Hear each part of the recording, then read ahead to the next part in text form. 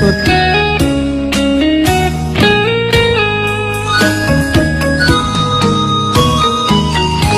លាស្រុក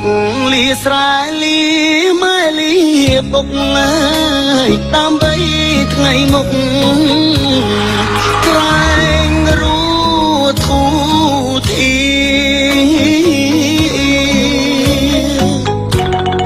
ទៅធ្វើពលកទាំងចិត្តរងាពលទៀងថាលាទាំងទ្រូងស្ទើបាច់ញើយមកដល់ស្រុកគេនឹកស្រុកខ្មែរណាំងនឹកពុំនឹកទាំងដេកឈោទឹកភ្នែកការងារធ្ងន់ស្រាលខំមិនអល់ឯងព្រោះចង់ឃើញស្អែកជួបជុំគ្រួសារនៅលើលោកនេះអ្នកណាចង់ក្រចង់រួត្រដោ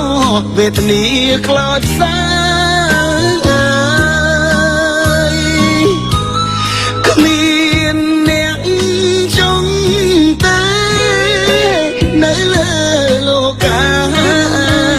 គ្រប់រូបប្រាថ្នាតែចង់មានបានជីវិតអ្នកក្រធ្វើពលក៏គេ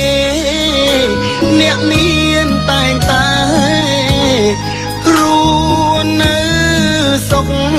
សាន្តចង់គិតក្រណាស់ចង់ស្គាល់មានបានវាសនាជួយច្រើនបំណងខ្ញុំផងអើយ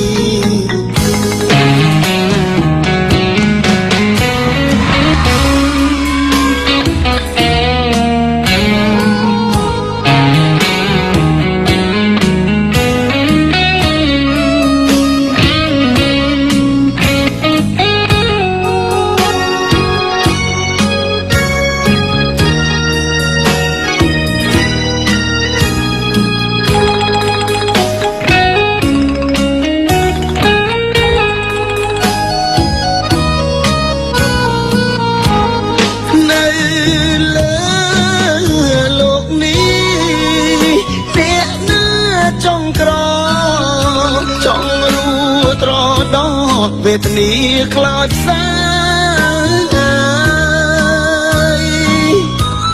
គ្មានអ្នកចង់តែនៅលើលោកាគ្រប់រូបប្រាថ្នាតែចង់មានបានជីវិតអ្នកក្រ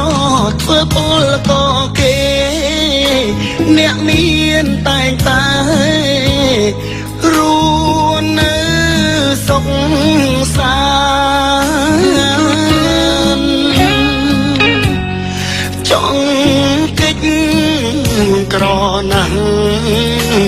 ចង់ស្គាល់មានបានវាសនាជួយច្រើនបំណងខ្ញុំផង